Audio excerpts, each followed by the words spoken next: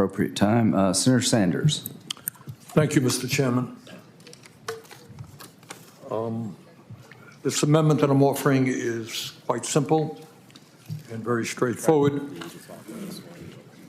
Mr. Chairman, at a time when we spend more on the military than the next 9 nations combined, at a time when the Pentagon failed its 7th financial audit in a row and cannot account for trillions of dollars in assets. I mean, even in Washington, $1 trillion is a lot of money. At a time of massive fraud, waste, and cost overruns at the Department of Defense, this amendment says that no, we should not be giving the Pentagon an additional $150 billion. Mr. Chairman, as you well know, we already spend close to $1 trillion a year on the military. And if some people think it is important to build more ships or develop more air and missile defense systems, there is more than enough money to do that within the existing Pentagon budget. They do not need another $150 billion. But, Mr. Chairman, don't take my word for it. I will give you the feelings of some people you might pay more attention to than me.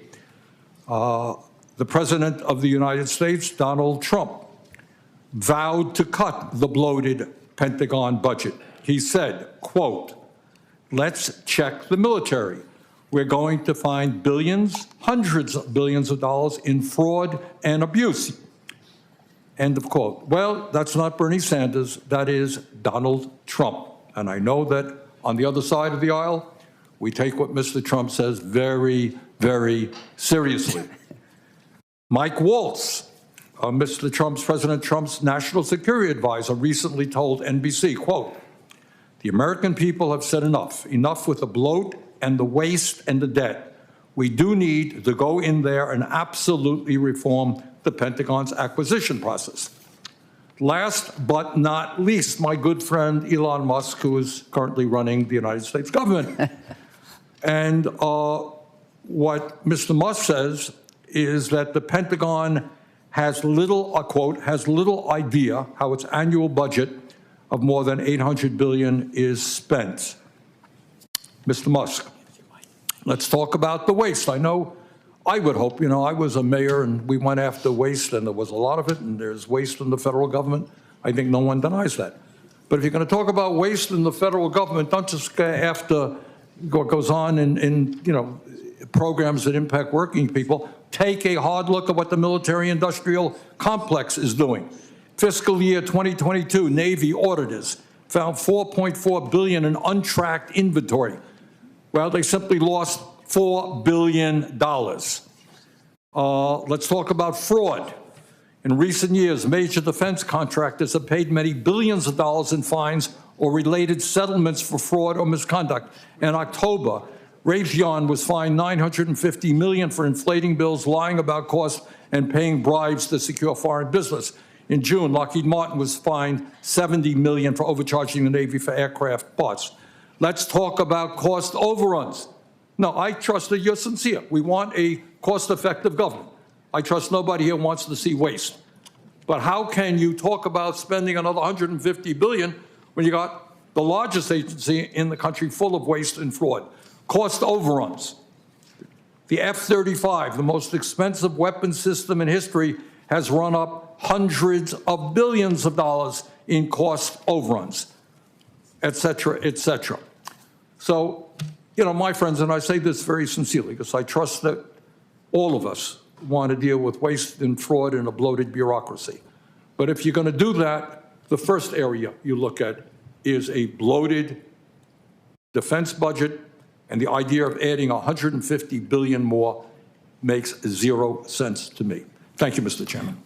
Thank you, Senator Sanders. Very quickly, it makes a lot of sense to me in this regard. These wars in Ukraine and Russia, the Ukraine-Russian war, has been a wake-up call. We ran out of 155 rounds. what would happen if Taiwan went hot tomorrow? So we need to re-energize our military-industrial base. We've been shipping stuff to Israel. They're under siege on 7 fronts.